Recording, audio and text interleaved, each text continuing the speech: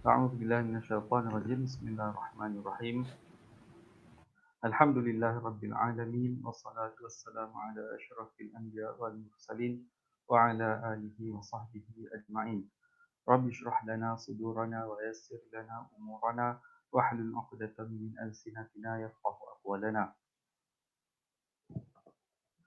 بسم الله الرحمن الرحيم. Pada petang ini di 2 Ramadan 1442 Hijrah, kita akan membacakan kitab Al-Qistas Al-Mustaqim karangan Imam Al-Ghazali.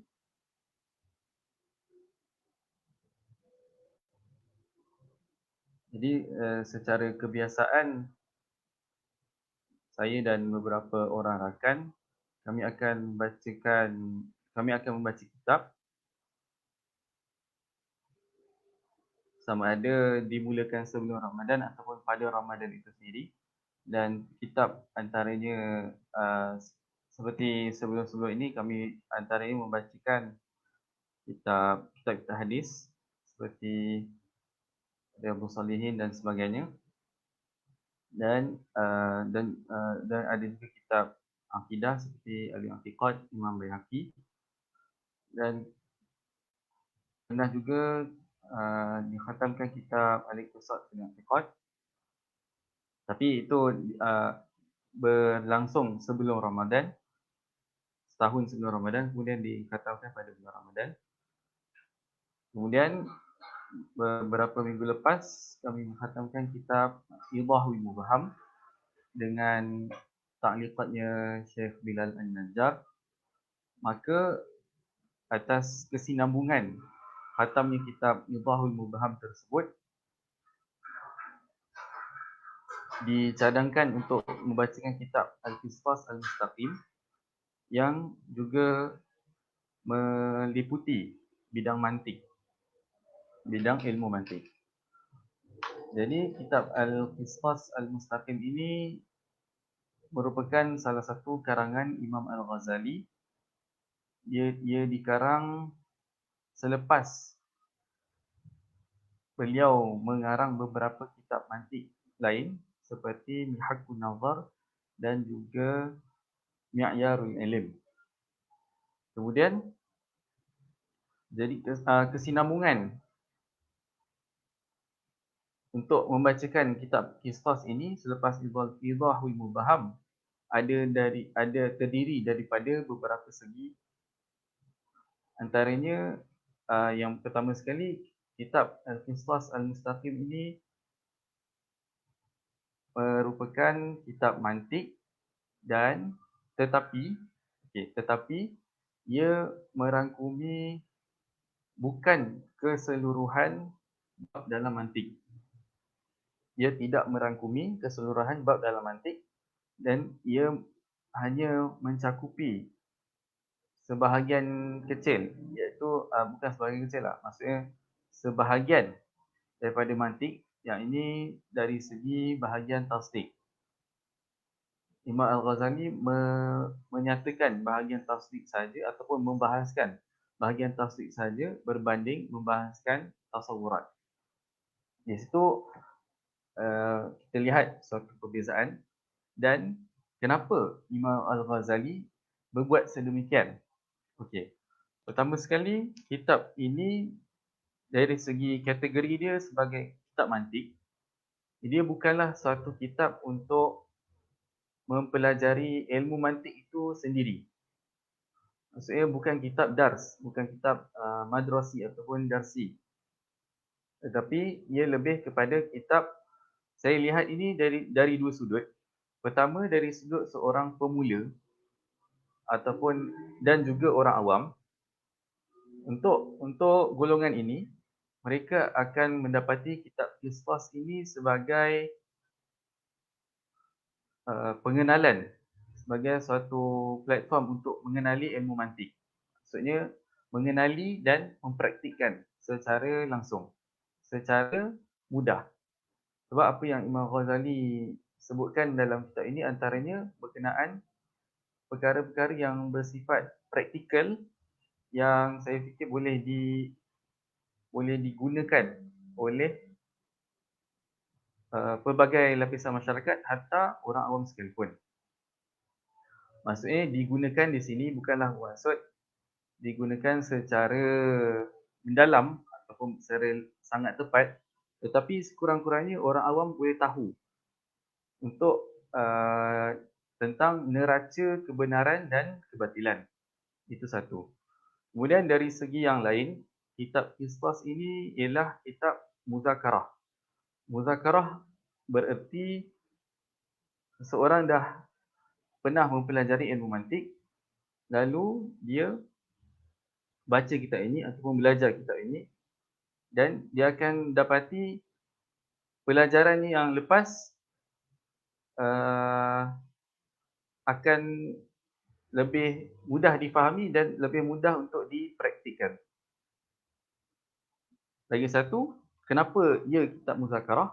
Kerana dalam kitab ini Imam Ghazali menghuraikan ataupun mempersembahkan bahagian tasdik tersebut dalam istilah yang beliau ciptakan sendiri. Jadi seseorang yang sudah mempelajari ilmu mantik, bila dia faham isi kandungan yang Imam Ghazali sampaikan, dia tidak akan terlalu berpegang pada istilah Imam Ghazali. Maksudnya, dia tahu apa istilah mantik yang digunakan oleh ahli ilmu mantik, ilmuwan mantik, dan dia tahu apa yang Imam Ghazali gunakan. Maksudnya, di situ secara tidak langsung penuntut ilmu mantik boleh mengingat semula apa yang sudah dipelajari tentang ilmu mantik yang Imam Ghazali nyatakan dalam Qisas. Itu okey, itu dua sudut. Kemudian lagi satu sudut utama lain ialah kitab ini istimewa ataupun unik dari segi ia menceritakan, ia merupakan taksil ilmu mantik bil Quran ataupun sebaliknya, iaitu taksilul Quran bil mantik. Sebabnya ialah dalam kitab ini Imam Ghazali taksil itu ialah maksudnya mendasarkan ilmu mantik kepada Al-Quran ataupun mendasarkan Al-Quran kepada mantik. Jadi dua-dua tu boleh diterbalikkan. Dua-dua tu betul sebab puncanya ialah Imam Ghazali hendak menegaskan bahawa Al-Quran itu sesuai dengan akal. Itu mesej utama dia. Al-Quran sesuai dengan akal, akal pun sesuai dengan Al-Quran. Apa yang akal nyatakan, apa yang Al-Quran nyatakan akan menepati dan tidak sekali-kali bersalahan dengan akal. Itulah yang Imam Ghazali nyatakan. Yang mesej utama beliau. Persoalannya, kenapa timbul mesej ini? Kenapa timbulnya kehendak Imam Ghazali untuk menyatakan mesej ini? Jadi jawapannya ialah kerana kitab ini merupakan beberapa soalan ataupun beberapa perbincangan antara Imam Ghazali dengan seorang batini. Seorang batini ataupun ta'limi. Istilahnya ialah ta'limi, batini. Batini ialah penganut mazhab batiniyah. Sebab penganut mazhab batiniyah ni mereka sudah didoktrinkan untuk berpegang dengan kata-kata imam yang maksum sahaja. Kemudian dari segi penentuan siapakah imam yang maksum itu pun jadi masalah. Maka rentetan daripada itu, masalah mereka semakin banyak. Sebab bila kata imam maksum yang pertama ialah Nabi Muhammad, kemudian selepas Nabi wafat, siapa imam maksum seterusnya? Jadi itulah punca kerancuan fikiran mereka. Mereka didoktrinkan untuk mengikut imam yang maksum tanpa didoktrinkan untuk berfikir ataupun untuk menentukan mana yang salah dan mana yang benar. Jadi Imam Ghazali menulis kembali, saya fikir beliau menulis kembali pertanyaan-pertanyaan dan jawapan beliau dan jadikannya sebagai satu kitab, iaitu kitab Al-Qistas Al-Mustaqim. Baik, tanpa melengahkan masa, saya akan baca kitab ini. Dan paling utama yang perlu saya tekankan ataupun saya pesan ialah saya bukan akan baca, maksudnya saya tidaklah akan memahamkan semua perkara A hingga Z, tetapi saya hanya mengambil beberapa poin penting dan kerana pertama masa yang suntuk, kedua niat sebenar untuk membuat bacaan kitab ini ialah untuk muzakarah kembali ilmu mantik yang sudah dipelajari, dan pengikut yang tetap di sini pun sudah mempelajari. Jadi saya tak akan ambil masa lama lah. Jadi saya akan laju jugalah. Bismillahirrahmanirrahim.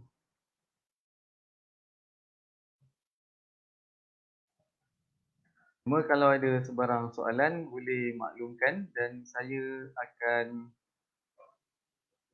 merespon sama ada kalau sempat respon dalam masa respon segera, tapi kalau tak sempat saya akan nyatakan dalam siri yang seterusnya.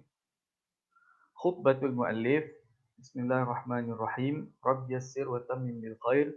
Qala Syekhul Imam Al-Mursyidul Humam Abu Hamid Muhammad ibnu Muhammad Al-Ghazali rahimahullah ta'ala. Ahmadullah ta'ala awalan wa usalli ala rasulih al-Mustafa thaniyan. Wa aqul, ikhwani hal fikum man yu'iruni sam'ahu li uhaddithahu bi syai'in min asmari. فقد استقبلني في بعض أسفاري رفيق من رفقاء أهل التعليم وغافصني بالسؤال والجدال مغافصة من يتحدى باليد البيضاء والحجة الغراء. Imam Ghazali dalam satu penggambaran beliau ada terjumpa ataupun ada berkenalan dengan seorang ahli ta'lim ataupun batini itu, dan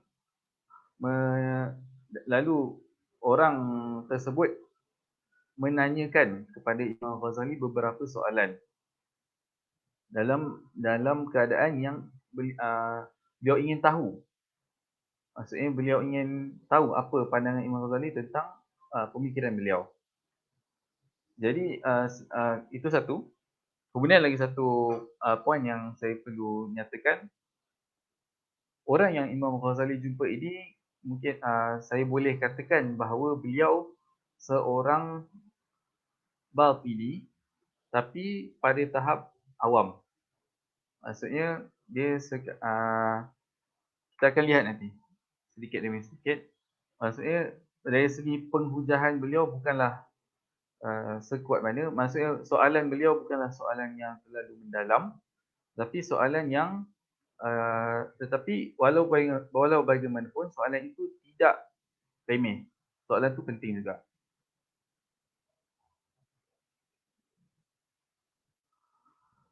فقال أراك تدعي كمال المعرفة فبأي ميزان تدرك حقيقة المعرفة أبميزان الرأي والقياس وذلك في غاية التعارض والالتباس ولأجله ثار الخلاف بين الناس أم بميزان التعليم فيلزمك اتباع الإمام المعصوم المعلم وما أراك تحرص على طلبه.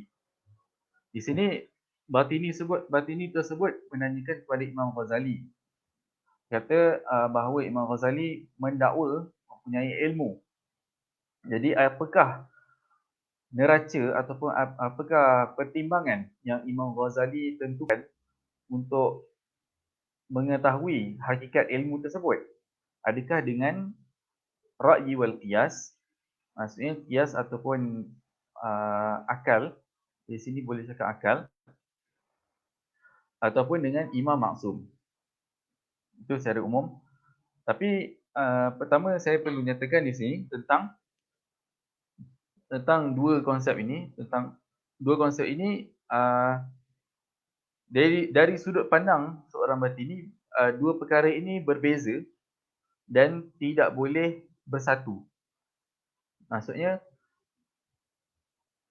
kalau kita pegang dengan ra'yi wal qiyas saja, kita tentu sekali akan pegang dengan itu tanpa sekali-kali berpegang dengan mengikut imam yang maksum. Jadi berlaku dualism. Maksudnya hanya A atau B sahaja. Itu dari segi pemikiran dia. Sedangkan kita di sisi ahli sunnah, kita pegang dua-dua. Pegang dua-dua dari segi imam maksum itu kita letakkan sebagai Rasulullah SAW dan maksudnya apa yang baginda tinggalkan, iaitu Al-Quran dan juga sunnah. Kemudian ra'yul qiyas ialah akal untuk kita memahami Al-Quran dan sunnah tersebut. Itulah dari segi pandangan kita, pandangan ahli sunnah. Faqultu amma mizanur ra'yi wal qiyas fahasha lillahi an a'tasima bihi fadzalika mizanus syaitan. Di sini Imam Ghazali menjawab, kata mizan ra'yi wal qiyas itu adalah mizan syaitan. Jadi ada perkara yang perlu kita fahami dari di sini ialah tentang maksud ra'yi wal qiyas. Adakah ia bermaksud qiyas secara mutlak, iaitu qiyas mantiki secara mutlak, ataupun qiyas yang salah? Jadi jawapannya ialah qiyas yang salah. Sebab mustahil Imam Ghazali menyatakan dia tidak berpegang kepada qiyas mantiki. Sebab lepas-lepas ni sendiri Imam Ghazali akan menyatakan sedemikian. Menyatakan bahawa beliau berpegang dengan qiyas tersebut. Manakala mizan syaitan itulah yang Imam Ghazali tekankan supaya kita hindari daripadanya. Fadzalika mizan syaitan wa man za'ama min ashabi anna dzalika mizanul ma'rifah fa as'alullah ta'ala an yakfiya syarrahu 'anid din fa innahu lid-dini sadiqun jahil wa huwa syarrun min 'aduwwin 'aqil. Imam Ghazali berharap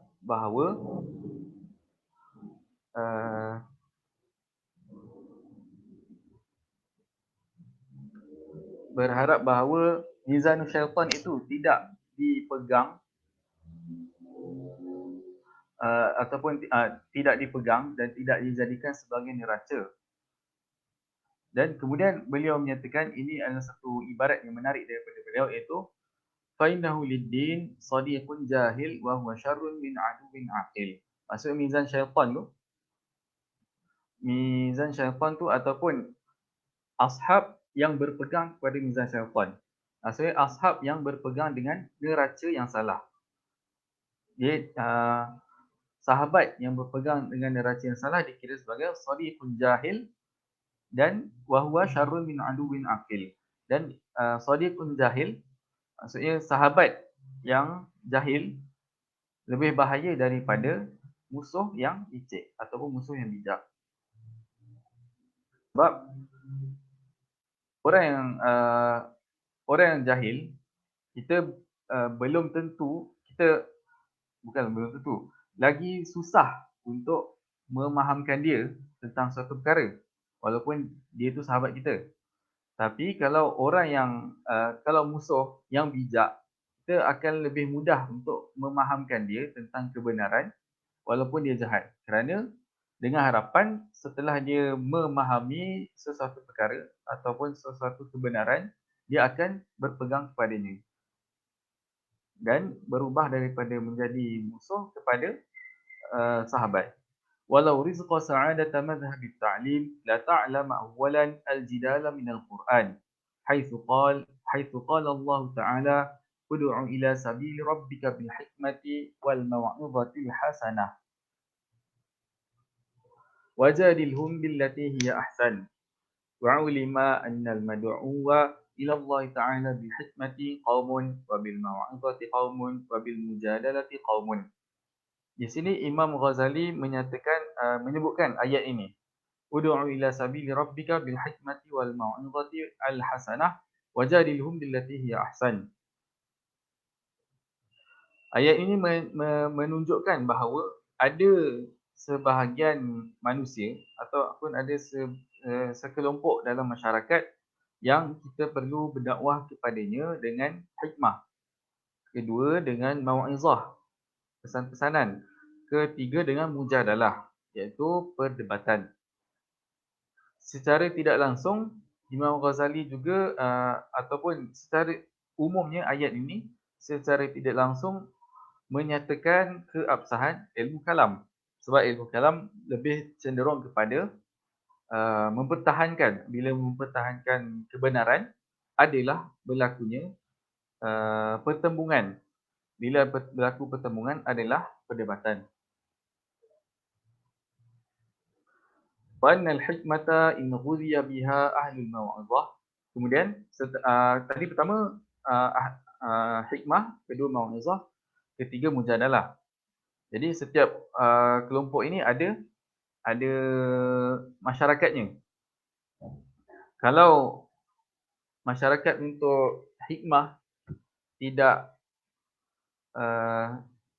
diberikan ataupun dipupuk dengan mau'izah ataupun dengan jidal, dengan perdebatan, maka hal itu tidak akan memberi kesan. Maksudnya, maka hal itu tidak akan berkesan. Wa annal hikmata in ghudhiya biha ahlul mau'izah adarra bihim kama yudirru bil-tifli ar-radhi' at-taghdhiyatu bilahmi at-tayr. Wa annal mujadalata in istu'milat ma'a ahli al-hikmah اشمأزوا عنها كما يشمئز طبع الرجل القوي من الارتضاع بلبن الآدمي وأن من استعمل الجدال مع أهل الجدال لا بطريق الأحسن كما نطق القرآن كان كمن غدا البدوية أو البدوية بخبز البر وهو لم يألف إلا التمراء أو البلدية بالتمر وهو لم يألف إلا البر. Poin dia kat sini ialah setiap pihak perlu kita tangani dengan cara yang sepatutnya. Perlu kita hadapi dengan cara yang sepatutnya. Imam Ghazali membawakan contoh budak kecil ataupun bayi yang masih menyusu diberikan makan dengan diberikan daging burung sebagai makanan. Maka hal itu akan memudaratkan bayi tersebut.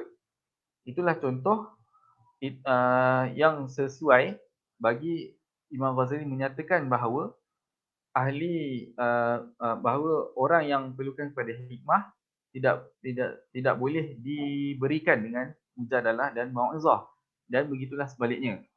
Malah orang yang menerima mujadalah juga perlu diberikan dengan cara yang terbaik.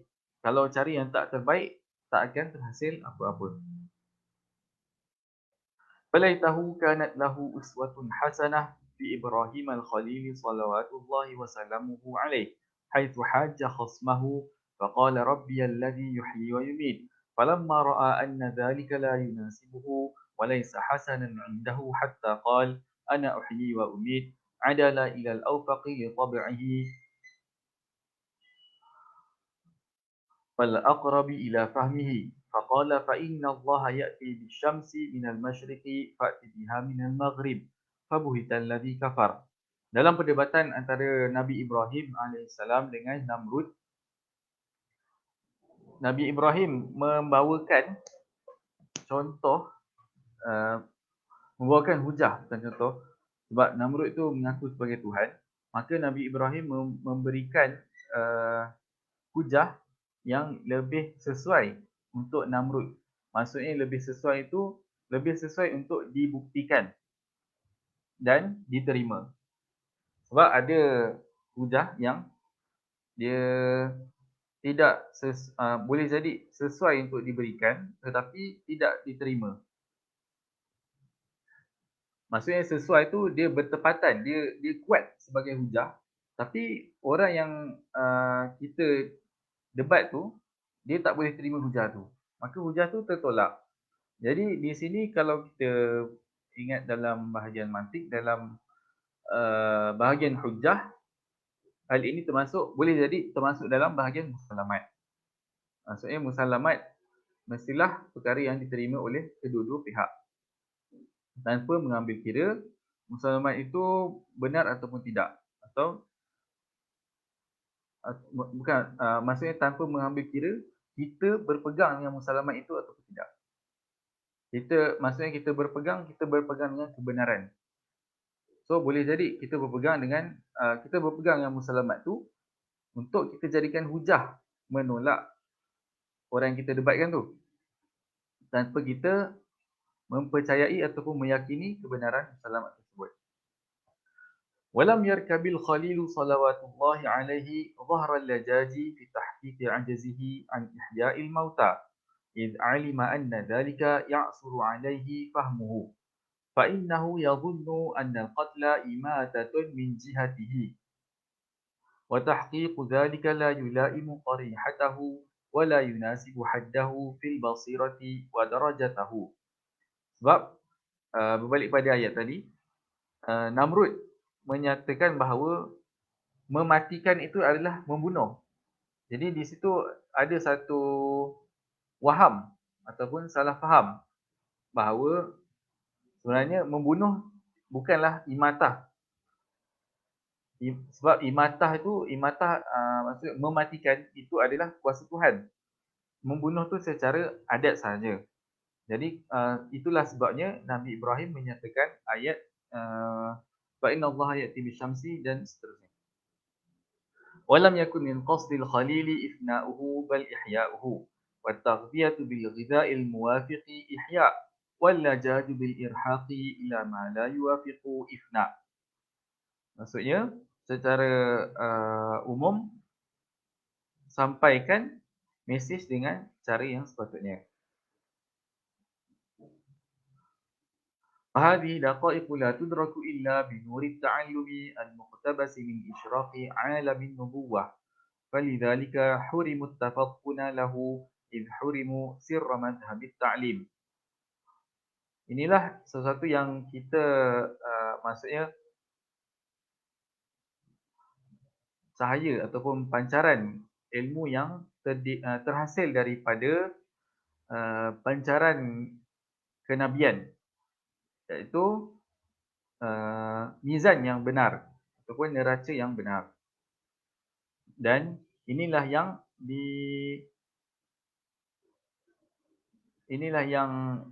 tidak diketahui oleh orang yang mempelajari mazhab ta'lim ataupun seorang yang tidak diketahui oleh seorang ta'limi. Faqala anta idza staw'arta sabilahum wastawhanta dalilahum fabimadza tazinu ma'rifatak. Kalau engkau meremehkan ataupun tidak menerima dalil seseorang ta'limi ataupun batini, apakah yang kau gunakan untuk menimbang ataupun untuk mengetahui ilmu? Imam Ghazali jawab, qultu azinuha bil qistasil mustaqim liyuzhira li haqqaha wa batilaha. Qistas tu ialah neraca. Mustaqim itu pula ialah neraca yang, maksudnya neraca yang lurus lah. Neraca pertimbangan yang lurus. Bila dia lurus, maksudnya ada dua sisi. Satu sisi, maksudnya bila dia lurus, satu sisi sama berat dengan sisi lagi satu. Itulah yang dimaksudkan oleh Imam Ghazali.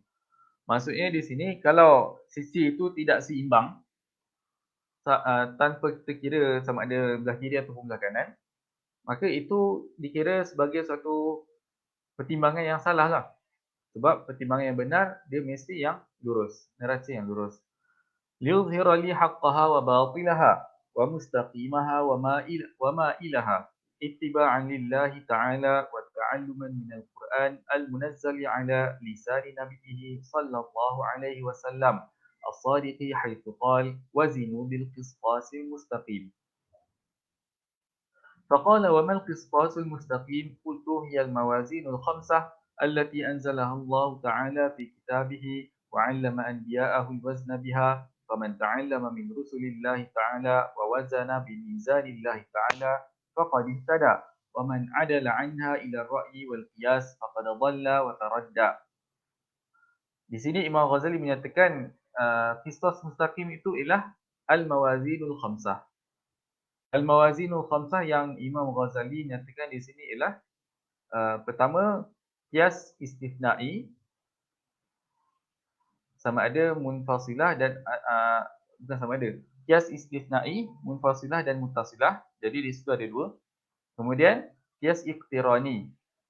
Syakal awal, kedua dan ketiga. Tanpa Imam Ghazali mengambil kira yang keempat kerana keempat susah untuk dibawakan contoh. Kedua, dia susah untuk dibuktikan. Dia kompleks, dia lebih jauh, mudah cakap dia kompleks, dia susah daripada kebiasaan. Jadi yang Imam Ghazali terima dalam kitab ini ataupun yang Imam Ghazali nyatakan dalam kitab ini hanyalah 5. Dan kelima-lima ini Imam Ghazali ambil pembuktiannya daripada Al-Quran. Ambil contohnya daripada Al-Quran. Faqala aina al-mizanu fil Quran wa hal hadha illa ifkun wa buhtan. Qultu alam tasma'. Di sini Batini tersebut bertanyakan kepada Imam Ghazali, mana mawazinul khamsah tu mana kat dalam Quran? Jadi Imam Ghazali menyatakan, qultu alam tasma' qawlahu ta'ala fi suratir Rahman. Ar-Rahman 'allama al-Quran, khalaqal insana 'allamahu al-bayan. Ila an qala was samaa'a rafa'aha wa wada'al mizan. Alla tatghaw fil mizan wa aqimul wazna bil qisti wa la tukhsirul mizan. Alam tasma' qawlahu ta'ala fi suratil Hadid. لقد أرسلنا رسلنا بالبينات وأنزلنا معهم الكتاب والميزان ليقوم الناس بالقسط أتظن أن الميزان المقرون بالكتاب هو ميزان البر والشعير والذهب والفضة أتتوهم أن الميزان المقابل وضعه برفع السماء في قوله تعالى والسماء رفعها ووضع الميزان والطيار والقبان ما أبعد هذا الحسبان وأعظم هذا البهتان فاتق الله تعالى ولا تتعسف في التأويل. Poinnya ialah Imam Ghazali menyatakan bahawa mizan yang dinyatakan dalam Quran ini bersifat maknawi dan bukan bersifat zahiri, bukan bersifat hissi. Bukanlah mizan tu semestinya timbangan yang kita gunakan di pasar, tapi ialah timbangan untuk kita berfikir dengan betul. Wa'lam yaqinan anna hadzal mizana huwa mizanul ma'rifati ta'ala wa ma'rifati malaikatihi wa kutubihi wa rusulihi wa mulkihi wa malakutihi. Mizan yang Imam Ghazali menyatakan di sini ialah untuk pertimbangan yang kita gunakan untuk mengetahui kebenaran dalam agama. Litata'allama kaifiyatal wazni bihi min anbiya'ihi kama ta'allamuhum min malaikatihi. Allah Ta'ala huwa al-muallimul awwal wal-thani Jibril wal-thalithu Rasul wal-khalqu kulluhum yata'allamuna minar rusul ma lahum tariqun fil ma'rifati siwahu. Di sini saya fikir tentang Imam Ghazali menyatakan tentang muallimul awwal, dia merujuk kepada dia merupakan isyarat untuk menolak golongan yang falasifah dan juga neoplatonis yang percaya kepada al-aql awal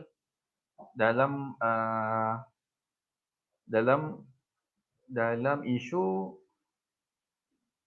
penciptaan alam, iaitu secara ilah dan maklul tapi melalui Allah, kemudian aql awal, kemudian aql tsani dan seterusnya sehingga adanya alam. Faqala fabima ta'rifu anna dhalika al-mizanu sadiqun aw kadhib. Macam mana kita nak tahu mizan ni betul atau salah? Abi aqlika wa nadharika wal uqulu muta'aridah. Adakah dengan akal? Sedangkan akal itu saling bercanggahan ataupun bersalahan. am bil imam al ma'sum al sadiq al qa'im bil haqq fil alam wa huwa madhhab alladhi ad'u ilaih, ataupun dengan berpegang kepada imam yang maksum yang menjadi mazhab aku ini. Imam Ghazali jawab, "Dzalika aidan a'rifuhu bit-ta'lim, walakin min imamil a'immati Muhammad bin Abdullah bin Abdul Muttalib sallallahu alaihi wasallam fa inni wa in kuntu la arahu fa inni asma'u ta'limahu alladhi tawatara ilai tawaturan la ashukku fihi wa innama ta'limuhu al-Qur'an wa bayanu sidqi mawazin al-Qur'an ma'lumun min nafsi al-Qur'an." Di sini Imam Ghazali menyatakan bahawa beliau juga berpegang dengan Imam Maksum, tapi Imam Maksum yang beliau maksudkan di sini ialah Nabi Muhammad sallallahu alaihi wasallam.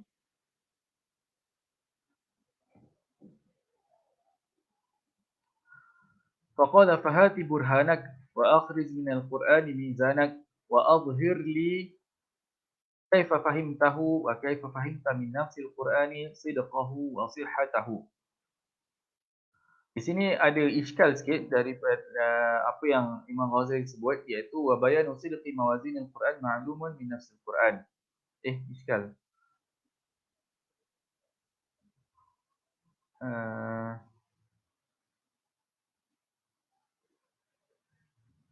Tak, maaf. Saya tak jadi. Maksudnya betul-betul tak ada iskal. Sebab bila dia sebut wa bayanu sidqi mawazin al-Quran, maksudnya tentang kebenaran mawazin Quran daripada Quran itu sendiri, itu bukan iskal. Tapi kalau iskal berlaku kalau dia nyatakan bayanu sidqil Quran min nafsil Quran. Sebab itu akan berlaku daur. Tapi dari sini tidak ada iskal, tidak berlaku daur sebab jihah munfakkah. Al-jihah al-munfakkah. Al-jihah munfakkah, yakni apa qaid yang awal tu ialah mawazin al-Quran dan qaid yang kedua ialah al-Quran itu sendiri.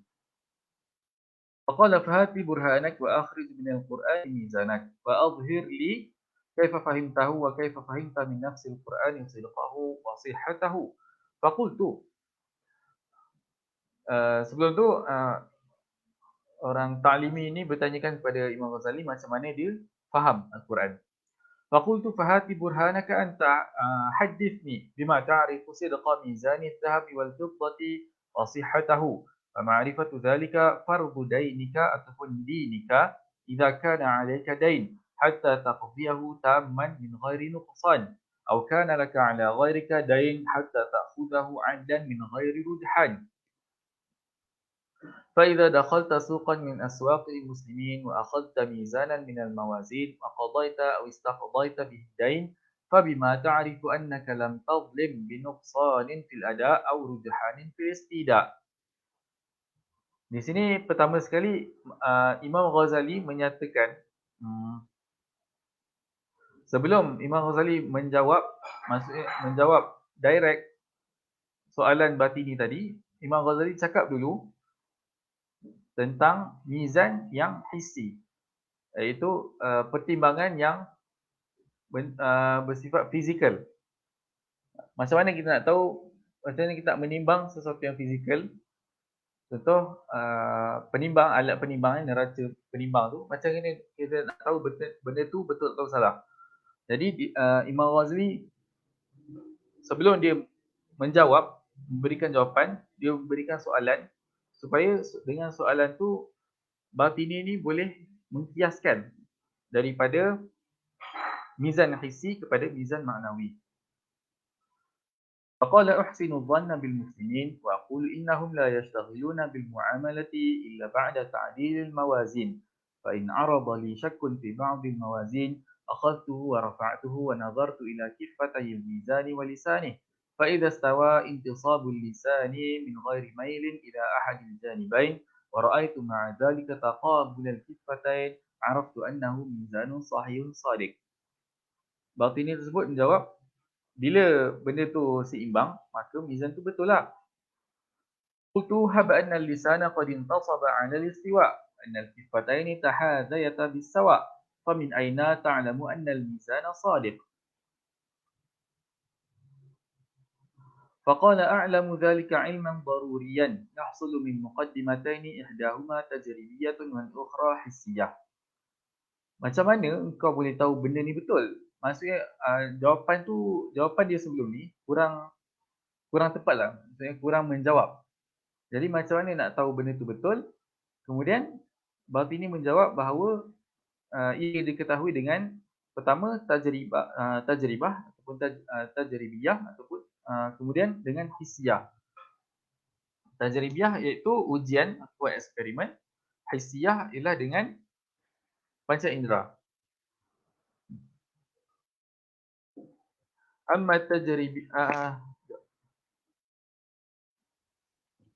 أما التجريبية فهي أني علمت بالتجربة أن الثقيل يهوي إلى أسفل وأن الأثقل أشد هويا ataupun هويا فأقول لو كانت إحدى الكفتين أثقل لكانت أشد هويا وهذه مقدمة كلية تجريبية حاصلة عندي ضرورة.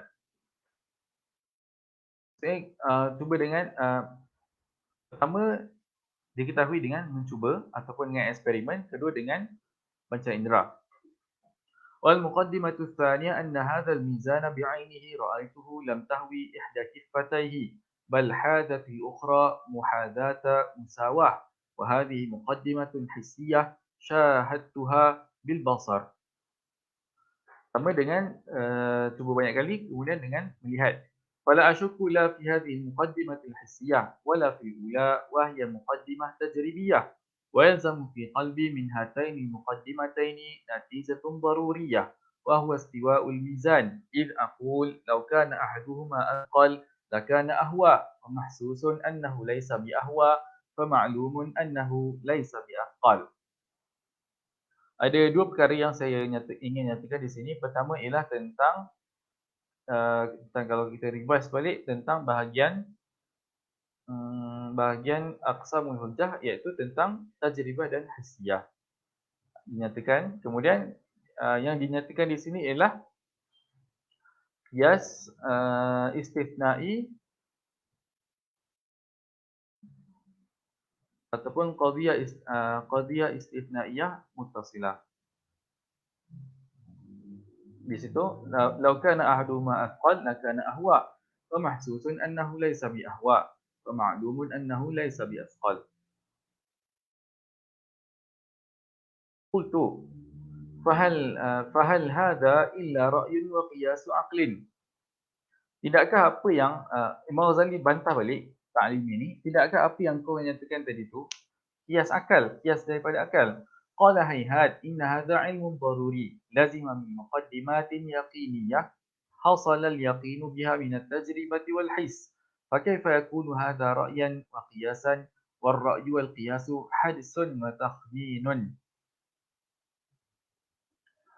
la yufidu bardal yaqini wa ana uhissu fi hadha bardal yaqin.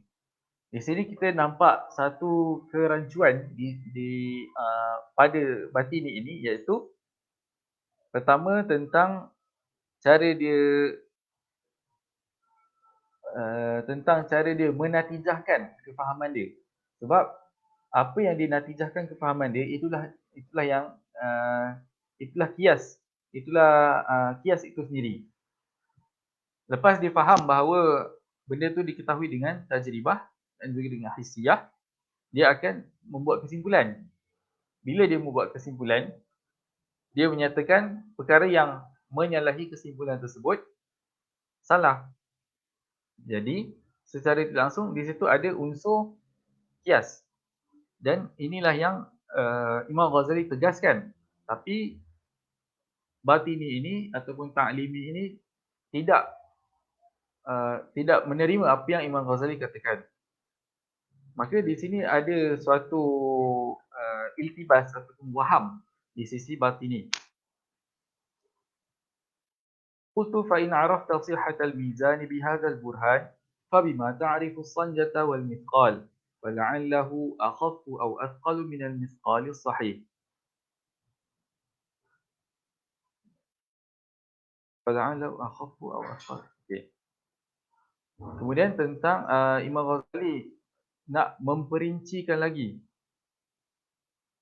nak memperincikan lagi tentang cara menimbang tersebut. Maksudnya macam mana kita nak tahu takaran timbangan itu benar ataupun salah. Qala in syakaktu fi hadha fa'akhudhu 'iyarahu min sanjatin ma'lumatin 'indi wa uqabiluha biha fa idza sawa 'alimtu anna adh-dhahaba idza sawahu kana musawiyan li sanjati fa innal musawiya lil musawi musawin. Kalau dia tak Batini tu kata kalau aku tak pasti, aku akan bandingkan aku punya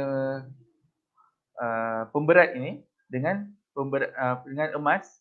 So kalau dia sama, samalah. Itu maksudnya. Qultu wa hal ta'lamu wadi'al mizan fil asli man huwa wa huwa al-wadi'u al-awwal alladhi minhu yu'lamu hadha al-wazn. Ini tentang pengetahuan tentang siapa yang meletakkan mizan tersebut. Qala la wa min ayna ahtaju ilayh wa qad 'araftu sihhatal mizan bil musyahadati wal 'ayan bal akulul baqala بل آكل البقل ولا أسأل عن المبقلة فإن واضع الميزان لا يراد لعينه بل يراد ليعرف منه صحة الميزان وكيفية الوزن وأنا قد عرفته كما حكيته وعرفته فاستغنيت عن مراجعة واضع الميزان عند كل وزن فإن ذلك يطول ولا يظفر به في كل حين مع أني في غنية عنه. Poinnya ialah cukuplah aku boleh membuat pertimbangan tanpa perlu aku tahu siapa yang meletakkan ataupun siapa yang mengasaskan mizan tersebut. Itu jawab Batini tadi.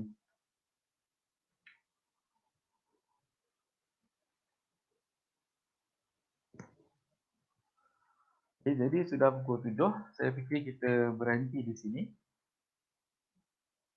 Jika ada persoalan boleh tulis di ruangan komen. InsyaAllah saya akan menjawab pada sesi seterusnya.